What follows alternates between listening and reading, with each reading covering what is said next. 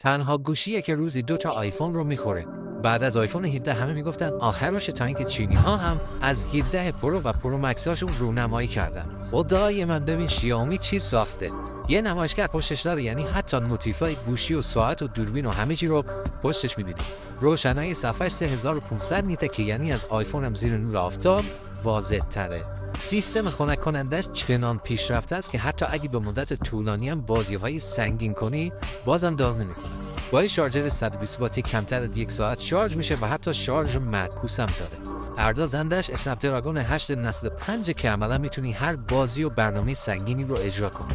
جالب دوربین این گوشی 50 مگاپیکسله و با یه رم 16 گیگ و حافظه 1 ترا و یه باتری 7500 میلی آمپری یه چیزی حدود $841 قیمتشه، یعنی حدود 90 میلیون.